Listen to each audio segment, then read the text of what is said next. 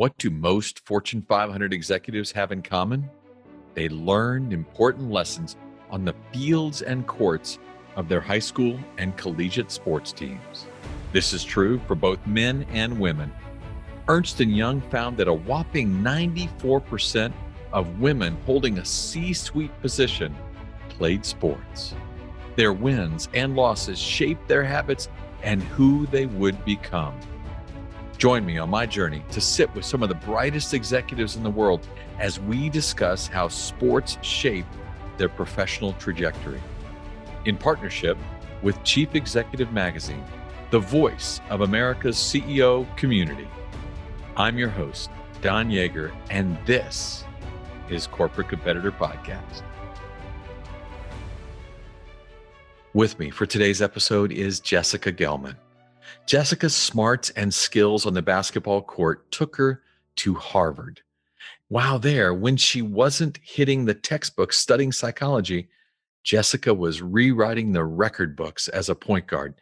After graduation, her fascination with research and analytics led her to join the Kraft family on the business side of their sports properties.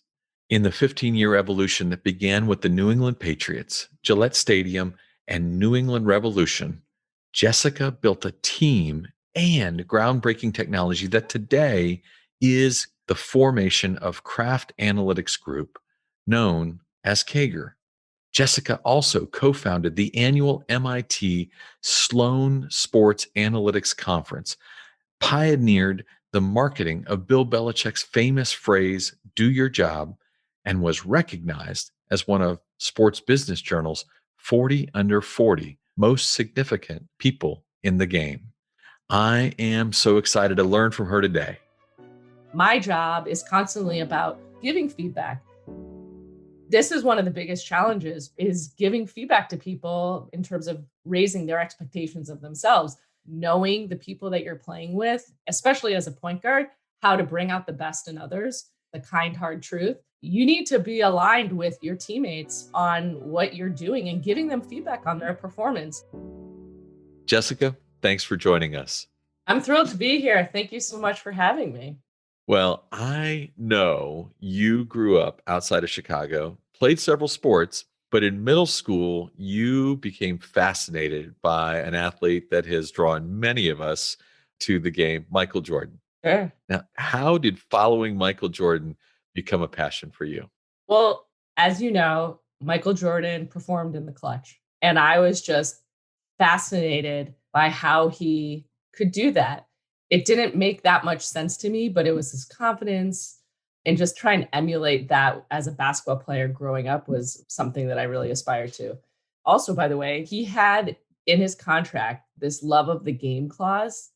And I just thought that was so cool that whenever he wanted, he could play basketball, which as a kid, it's kind of like, of course, that's what you're going to do. Now, as I've kind of progressed in my life, I recognize how important that clause was, just that love of sports and playing and always competing. And his work ethic was really well known in the Chicago area. And obviously, with the recent Last Dance 6 series that, of course, everyone watched, it became even more obvious why, because he was so competitive. But he always just was working on improving his game. That's just a great way to approach life. How am I going to get better today? And didn't want limitations on how he was going to go about approaching that. I mean, when I grew up, he was really the scoring champion, but he had this desire to be an actual NBA champion and didn't want to just be defined as someone who led the league in scoring. And I just thought, as a leader, to aspire to be more and to really say, like, true success was winning games, winning championships, not just the personal goals. And those were 3 things that I just loved about him and have carried with me.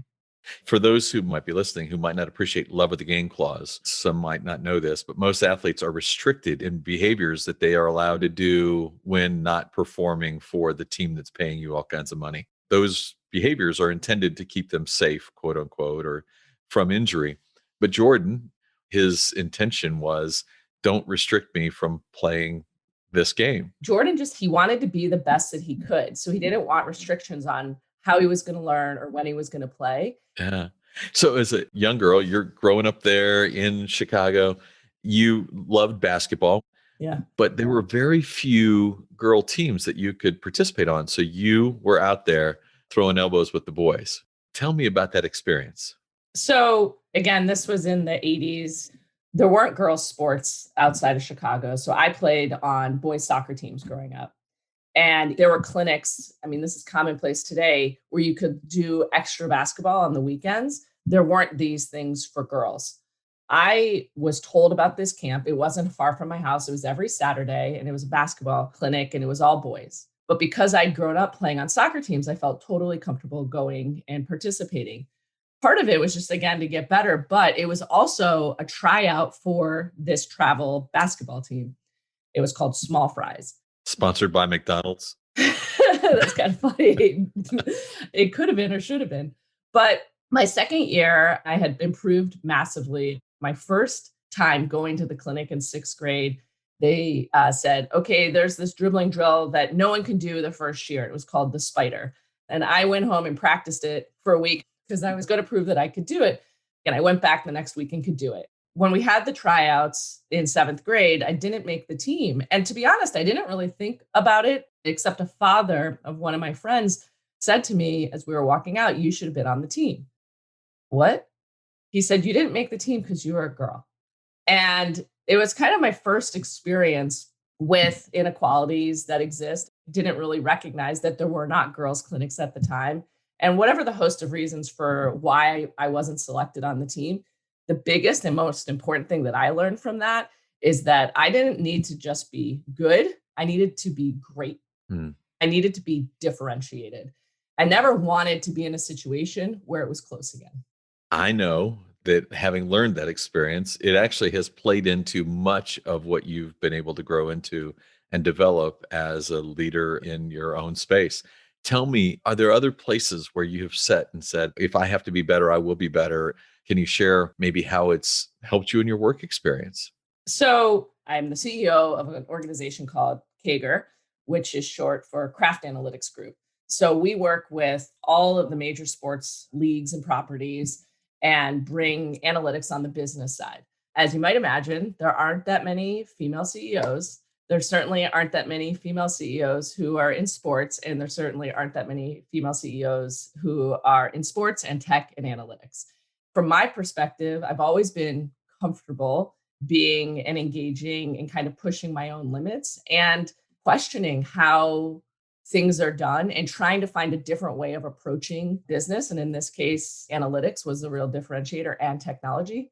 In my career, I can't just go about doing things that everyone else is doing. It has to be about thinking differently. And I've been really lucky over the course of my career to have a lot of people who have shared and instilled that with me, everyone from my college basketball coach to the Kraft family.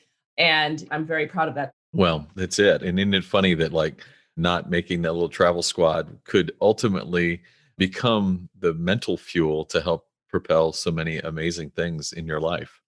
Well, and I think that's really important because at the time, I certainly thought of it as a failure. And this is kind of a consistent theme, I think, for any athlete. Some of the things you learn as an athlete is how are you going to respond to those failures? Is your response going to be that, oh, woe is me? Or are you going to like dig in deep and really do and create something different or push yourself to be more? And my approach has always been, well, I'm not going to accept that I'm just going to be good at something. I want to be great or different or better. I love it. I've enjoyed reading about your childhood, listening to a couple other podcasts you've been parts of. So I love this idea that you were a natural born businesswoman. I heard that you would actually bike up to a gas station to buy cheaper sodas and lemonades and then come back and sell them to others at a profit. Now that right there, to me, there's pure genius in that. How old were you at this time? I was 10. That was arbitrage. I didn't even know what that word meant, but I can buy a six pack for $2 and then I can sell each can for $1. Yes, I learned early on. That's It arbitrage. was arbitrage. That's awesome. So we talked about this love of all things Jordan and that idea of his ability to perform under pressure was so impressive to you. It led you to even study it further while crafting some research for a psychology class. Tell me about that study of Michael and what did you learn while studying, in my opinion, the greatest?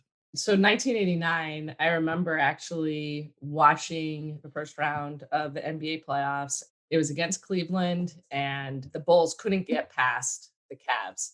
Everyone who follows the Bulls, and maybe more broadly in the NBA, knows about this iconic shot where Jordan double clutched and then hit the shot over Elo. Greg Elo. Yep. And he either makes it and they win or he misses it and they lose. I ate a whole pizza leading into that game because it was so stressful. It was actually disgusting because I was like 13 years old. But I was really just so curious about that ability to quiet all of the pressure and have confidence in himself. And so when I went to Harvard, I really wanted to study sports psychology. And I want to offer that this was also like my own desire to better my performance. Like, okay, what can I learn about how to perform in pressure situations? Because I'd seen Michael Jordan do it, not suggesting I was anywhere close to the player that Michael Jordan was. I had to get the advantages wherever I could. So, sports psychology is not a thing at Harvard, but what was a thing at Harvard was taking a statistical approach to evaluating and doing tests and controls and experiments. So, I ended up running an experiment on a local high school basketball team, trying to define who are the people or what are the characteristics of people who perform well in a pressure situation versus those who don't. And I was just lucky that my college roommate, her dad was the coach of a local high school. We did this over the entire season. The control situation here, which was like, how do you get the baseline of how someone shoots when there isn't pressure? Every kid on the team shot 100 free throws a week for the whole season.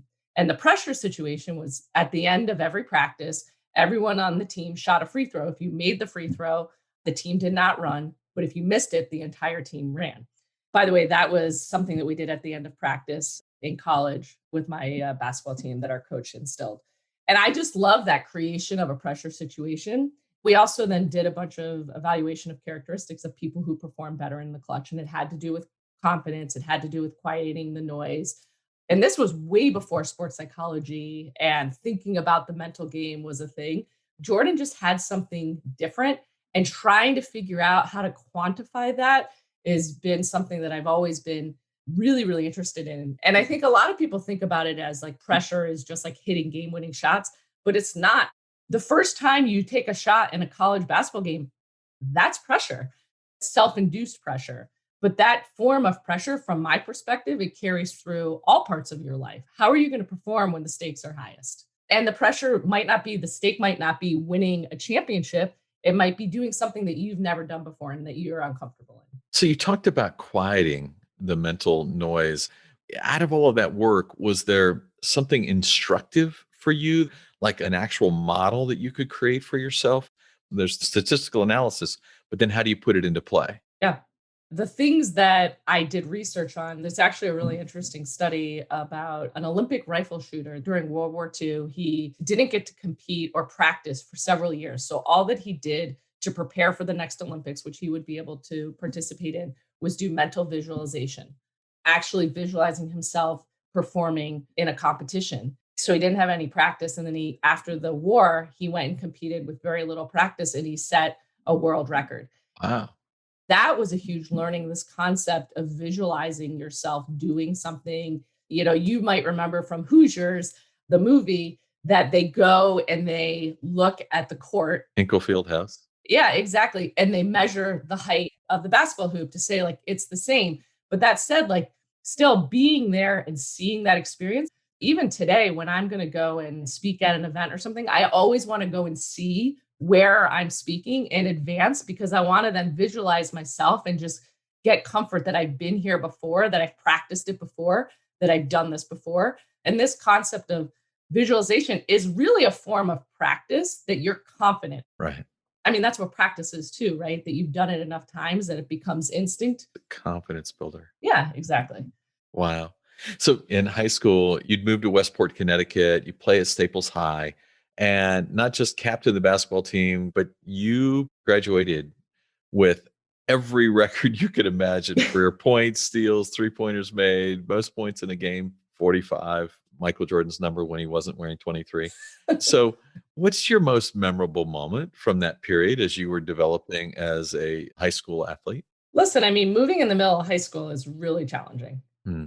Sports gave me a home. By the way, on the East Coast, girls playing sports was like really cool. So it was awesome to move in high school and then go to this environment where all the girls played sports. But in terms of the most memorable moment, honestly, it would probably be that 45-point game. So it was in the state semifinals. And a reporter came up to me after the game and said, "What does it feel like to score 45 points in a game?" I was like, "I have no idea." He's like, "You scored 45 points in the game tonight." "What?" "You scored 25 points in the fourth quarter." I had that zone experience, and it actually pushed even more my interest in like, wow, like I'm a numbers person. I'm aware of what's happening in games, but I was so focused and so zoned in on our team winning that game. That was all I was thinking about. Everything else was quiet. That to me was a real marker of trying to have more of those experiences because it is a little bit addictive. And as we're talking about it, it was a sports experience, but I've certainly drawn parallels into the rest of my life of trying to get to that zone experience whenever I'm in pressure situations or what I feel are pressure situations. You talk about creating pressure situations in practice to make you better in the moment. I love that high school basketball analogy, 100 free throws and then one at the end, and how you practice that at Harvard. How would you relay that into those of us in our business lives?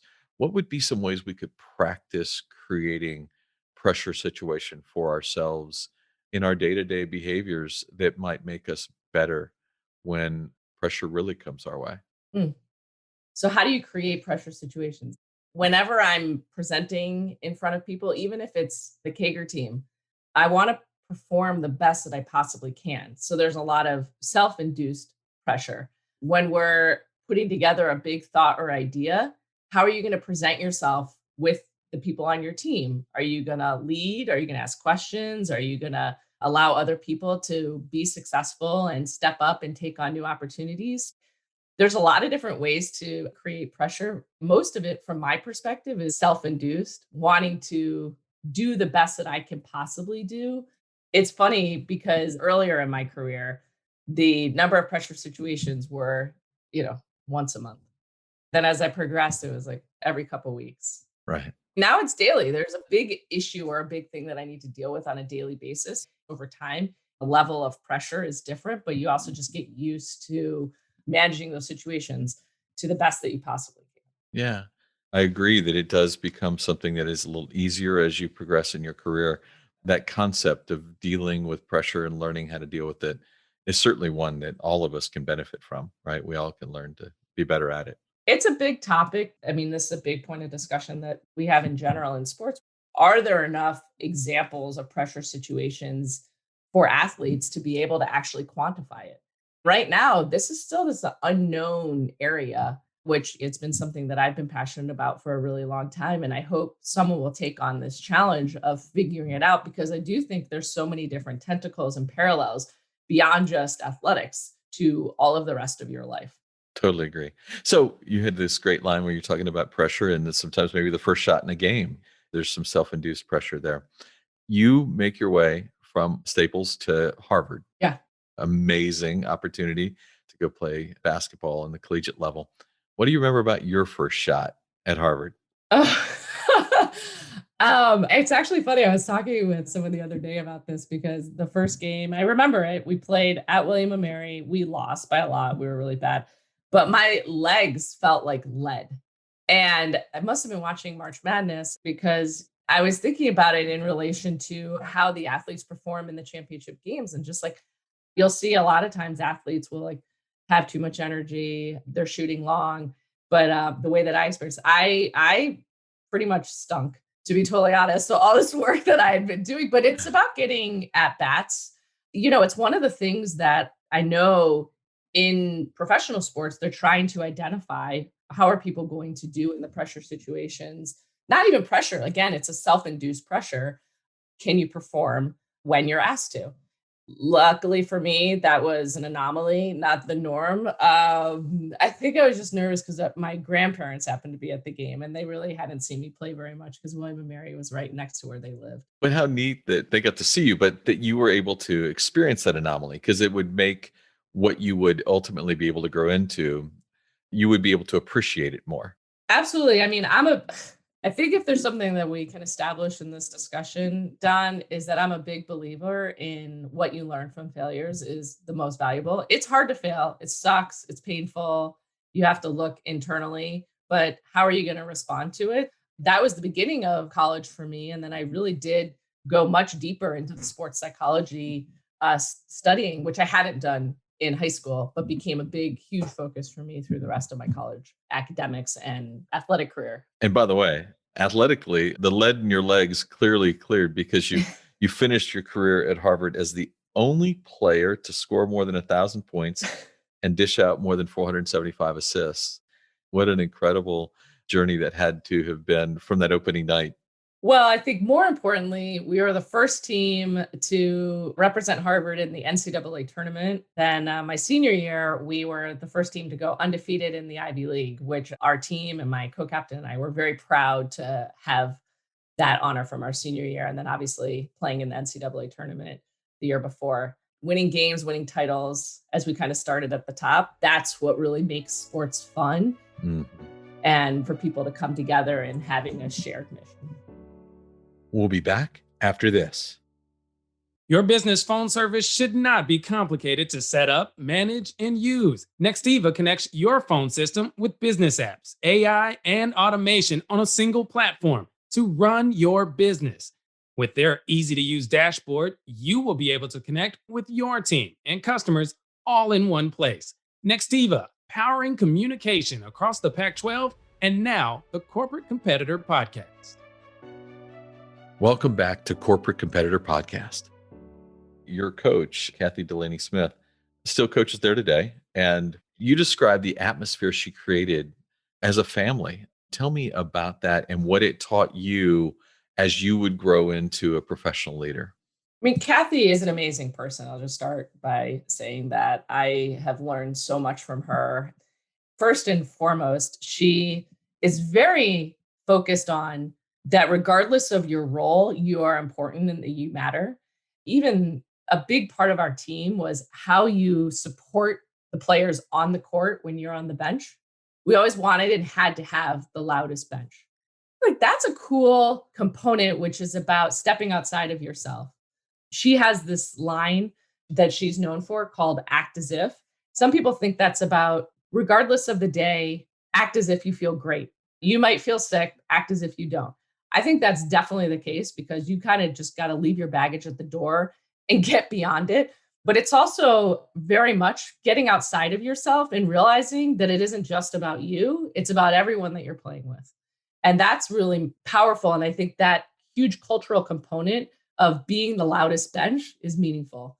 The other thing that I loved in terms of that team atmosphere that she created was about like really knowing the people that you're playing with, especially as a point guard, how to bring out the best in others. She has this phrase that she calls it the kind, hard truth, which is about like giving feedback. You know, in the role that I'm in today, like my job is constantly not only about receiving feedback and learning from it, but also giving feedback.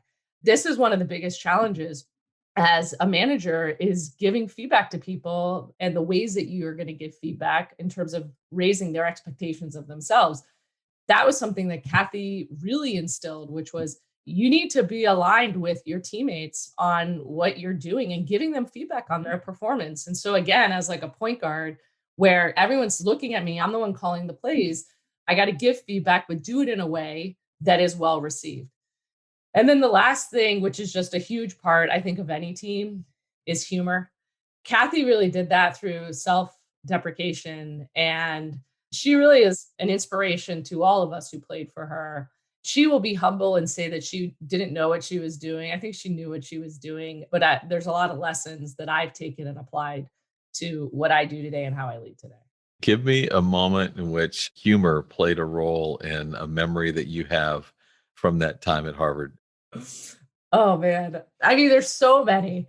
So I used to film behind the scenes our team and I would put it into a video at the end of the season. But Kathy would, anytime I had the camera out, she would just come up and just say, "We're number one." And it just became this thing that she did just randomly. We were in practice one day, we were running up the court, and she just blew the whistle and she yelled at one of the other players on the team, like, "Hey, are you feeling okay?" And the player on the team was like, "Yes." "Why?" "'Cause you're running like a piece of crap."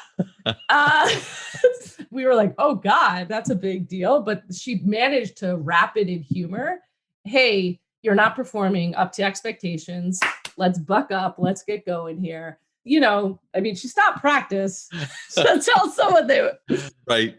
But by doing it in that way, as opposed to berating, exactly, it allowed people to kind of laugh a little bit and then go, "Oh, I best run a little harder." exactly. So you now have a team that you work with. Many people in the corporate world refer to their organizations as teams. The truth is, they're not. Mhm. Generally, they're a bunch of independent contributors who might just happen to have the same business card. But what we've been trying to learn from leaders like you is, what are some of the elements that allow you to take a group of individuals Yeah. and help bond them together in a way? If you had to counsel someone on bringing a group together, what would be some of the tips you'd give them? So this is about shared vision, which people talk about, but how are you going to get people on the same page about the shared vision? That's around setting the vision, but also clear goals and having accountability to those goals. A lot of folks stray from that, I think. We talk about these are good practices, but also like making it data heavy. So in college, it was like, "Oh, we want to go undefeated in the Ivy League. How are we going to do it? We're going to be the best defensive team in the league." So it's not just you have this vision, it's here are the things that you're going to do, and here's what we're going to track and hold ourselves accountable to that. So it's not this long term vision off in the future. It's okay, what are we tracking each week? What are we able to see and control on a weekly or daily basis?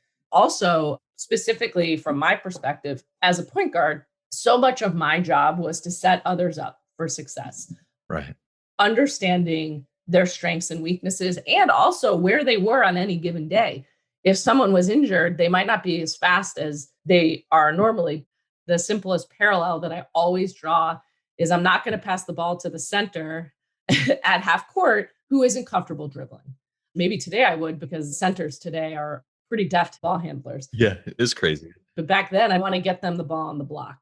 But it's also, I mean, knowing who likes the ball off the dribble, who's someone who likes the ball on the pass. Same thing in the work world, setting up people within the organization for success. Younger folks, have they presented to a client before? How are we going to give them at bats in an internal environment so they get used to presenting? One of the funniest things about playing on a team, point guard versus a coach, is like, as a point guard, I was playing all the time, right? As a coach, and I kind of make the parallel as a CEO today that I'm more the coach. I'm really trying to put the pieces together, make sure that we're providing the support around people to be successful. So that's about this combination of point guard and coaching, providing everyone and giving people the tools. And putting them in the right place. Yeah, putting them in the right place to be successful. And then the humor, that's really true, like keeping it fun. And we work in sports. So we have a basketball hoop down at KAGR. We have a ping pong table. We have a ping pong tournament every October. As soon as we are back to in person, we have a golf tournament. We have a 3-on-3 basketball tournament. But then we have other things. We have quote boards. We have inside jokes. Like, so for example, there's this one client and I just always say his name wrong. And anytime I'm going to say his name, I just kind of like stop and everyone just starts laughing because they know that I'm going to missay the name. And it's just like, I can't get it right. But I mean, lots of stories like that. And I guess that self-deprecation to not always know it all and be wrong, that also I think is very important. Wow.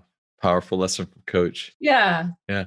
So I know you did go on to play professionally in Israel afterward, and it was a far different experience than the atmosphere we've described at Harvard. What did you learn as a future leader while going to play in that professional environment? Well, I mean, it was really hard. I'd never been outside of the United States before. Wow. So there was a significant culture shock for me. And I remember writing on a piece of paper on the flight because I'd really lost confidence in myself. I just wrote, like, believe in myself. It's the difference between happiness and constant questioning. Listen, through the course of my life, I've always had moments where I've questioned myself and where I've lost confidence in myself. And time again, what I found is that I've been able to teach myself things. No one in my family played basketball. They tried. We would do 3-on-1. I'm the one, they're the three. Um, but even with the Kraft family, I ultimately ended up leading a lot of the business operations, including marketing and ticketing and retail, which I had never done, but I was confident that I could teach myself those things. When KAGR was founded 5 years ago, I had never led a technology company, but I was confident I could teach myself how to do that. And so this is part of the things I started learning early through sports, which is that I could teach myself things and that I could work on it and I could dedicate myself time and energy. And I like practicing. I like working hard. I have limitations. I understand my limitations and try to understand my limitations and my flaws, and then work on getting better in those areas. Self-awareness, huge. Yeah, but specifically what I had in college was this family that was created, this teamwork, and going and experiencing something that wasn't like that was actually really important because it then became, I want to try and recreate this feeling of team and connectivity that I didn't have when I played in Israel, and how important the people are in that decisioning. And I made like a couple of vows to myself when I was coming back from playing that I was always going to make decisions based on the people. And I have. So cool. In my career, I'm always going to make the decisions based on the people. If you look at the totality of your career, you're going to have a bunch of different aspects to it. Mhm. Obviously, be what you're paid. There's going to be what you're working on, what your title is, what the quality of the work is, all of these things. But what are the people like? And I guess that's like a short way of saying culture, but it's more than that. Like, what I like about working in the sports industry today is that a lot of people, they have committed themselves to something. And many of them tend to have played sports or had success in some portion of their life, but they know what it means to commit to something, to work on something, to get better, to craft a skill. And that's really important. I remember my first job post playing, I did consulting, and we had this like final presentation, and the partner came down and was like, all right, guys, it looks like we're going to have to pull an all nighter tonight. And I was like, great, let's go. I mean, we're a team. Let's do this. And like the people who hadn't been on teams were just like, no, what? But my experience was like, we all come together during these tough times and we get stronger from it. And again, it's just like a different mentality. I love it. One of your classes at Harvard Business School was, in fact, working with the Kraft family to research how to generate more revenue from the stadium on non-game days. Now, tell me how you got involved with the Krafts and the opportunity from that project that would ultimately lead you to where you are today. Well, so I want to just say, people say, is it luck or did you create your own luck? And I'm going to say create your own luck. But that said, the Crafts were building stadium during my second year of business school. That was the luck part. They were looking for a field study or a group of students to basically do a business plan on leveraging that asset on non-game days for hosting events, weddings, corporate events, whatever it might be. So myself and a couple of my friends, we applied and they selected us. And we did a real consulting project with primary research. We surveyed alumni in the area to get a feel for what they'd be willing to pay. We talked to other sports venues in other parts of the country. We talked to local competitors too. And basically, here's what you should be pricing. Here's how many events you could expect a year, and wrote a real business plan. It was very detailed. We didn't just do the project, we actually took it to heart. Right. We did a lot of work on it, and the end product was really excellent. So much so that as we were leaving, the Crafts and the COO at the time, Andy Wasachuk, asked me if I needed help getting into sports. And that led to a conversation where they offered me a role working for them, evaluating a lot of businesses. That was my entry into working for them. Those businesses are now part of what is Patriot Place down at Gillette Stadium. That's the creating your own luck. That is awesome.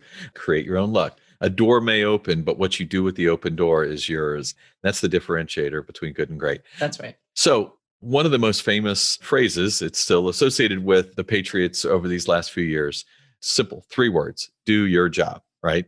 People wear t-shirts around it. Everybody uses it to describe what makes the Patriots so special. That didn't happen by accident either. Right. Do your job isn't just random. Somebody just said it at the end of a coffee break and it became a t-shirt. Mhm. There was thought and energy put behind the creation of that. And you had the chance to be part of all of that. It's such an iconic statement and so easily transferred into the business world. What can you tell us about that? Well, it's actually really interesting because you'll hear now how some of the test and control work, that experiments that we did, that I was doing when I was in college, translated into the business world. Also, growing up in Chicago, I grew up with the Super Bowl shuffle and that concept of something that's going to be bigger than the team and the whole community gets behind it. So, not that we were necessarily looking for that when it started, but what we were doing in our retail business, this is when I was working for Kraft Sports and Entertainment pre-KAGR, was testing a lot of different slogans to see what might resonate. And so we put a bunch of different ones on t-shirts. We are all Patriots, Patriots Nation, and do your job was another one. And we put it on a t-shirt, men's t-shirt, and it just flew off the shelves. We said, oh, that's interesting. Put it on a women's t-shirt. So this was a full year and a half before the team ended up winning the Super Bowl. I think this was in 2015-ish. And fans were reacting positively. So we just kept investing in it from a retail product perspective. We were running low on winter hats, which were very popular. So we put the do your job slogan on that. And it just became something that people just wanted to be a part of. So then as we were going into the playoffs and thinking about a marketing theme, we created like a fun way for the community to sign up to do their job. And it was a whole marketing campaign that people could download, and all of the captains of the team had signed it. And it was things like, don't buy things from New York.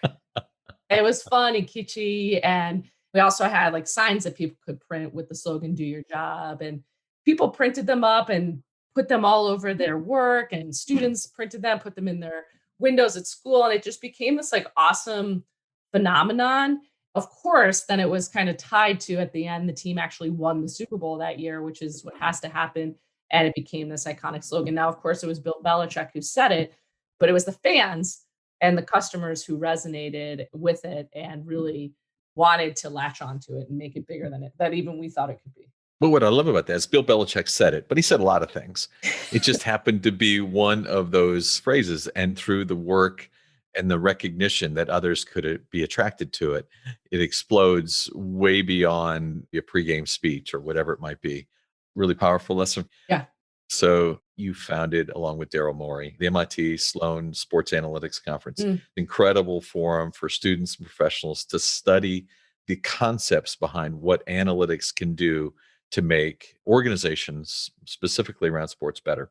It's actually been on my bucket list to attend for a number of years. So tell me about how the idea germinates. How do you guys agree to begin doing this and start pulling people together around this concept?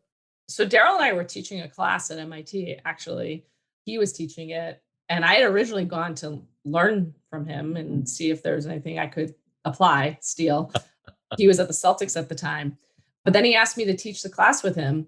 And in the middle of our first year teaching the class, he had the opportunity to go and be the GM of the Houston Rockets. So we were at the women's Final Four in 2006. It was after the game. We were grabbing a drink, kind of bidding adieu. He's about to move to Houston. And we were just talking, and we conceived of the idea of the conference there. He was like, oh, we're going to still be able to teach the class. And I was like, no, you're not. You're like starting a new job. You need to be focused on that. That was in April of 2006. And then we had the first conference in February of the following year. And it was really small. It was like 125 people. And, Bill James wrote his email address up on the chalkboard. But it was great. And it was just the beginning of people starting to think about applying analytics, both on the team and business side. And, it was shortly after Moneyball came out, a couple of years after that, but it was to create a forum for like-minded people people who believed in analytics to come together. And one of the great things is when you're working with type A people, whether it's me and Daryl or the Sloan students who have been incredible in terms of pushing and wanting to be better than the year before, that the conference just kind of organically grew over time to extend more than just panels. There's competitions and hackathons, and mentorship programs has been a huge thing that we invested in and developed this year. Oh, that's cool. Yeah, focused on women and underrepresented minorities. We're really looking to extend, because analytics can, in many ways, help level the playing field for people as long as we're bringing more people into that funnel and exposing them to the opportunities. Very proud of what the Sloan Conference has become. Well, it is a must go to for many colleagues and friends of mine, David Epstein and others, Yeah. who've just said that there's nothing like that room when it's happening. Thanks. Jessica, I've enjoyed learning about you. I've enjoyed learning from you, and I can't wait to share more of you with other people. Thank you so much today for being a guest and being a corporate competitor. Well, thank you for having me. This was really fun, and look forward to having you at Sloan next year. Just like her hero, Michael Jordan, Jessica Gelman understands that the great ones thrive in high pressure situations. Much like a basketball coach would create pressure around a free throw drill, Jessica seeks to simulate challenging moments for her team so they are not fazed when an actual moment occurs. I encourage you to think about how you might simulate high pressure situations in your environment so that your team will be ready when failure is not an option.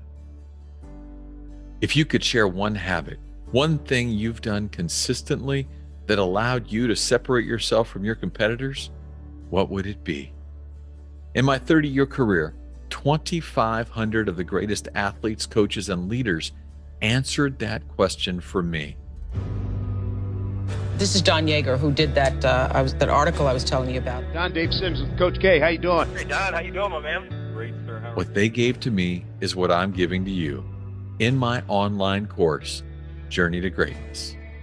Through engaging storytelling and on-demand videos, you will learn the 16 habits that will jumpstart your personal growth.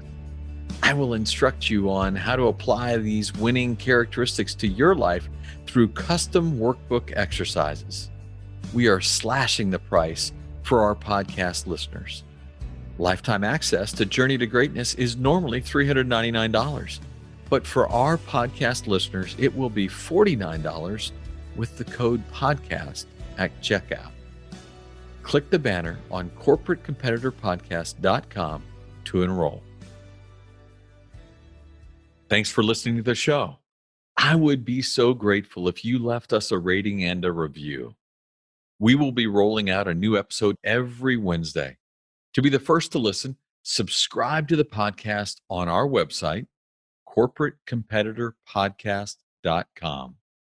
Plus, as a thank you gift, you will receive a free chapter from one of my best-selling books on the habits of high-performing teams.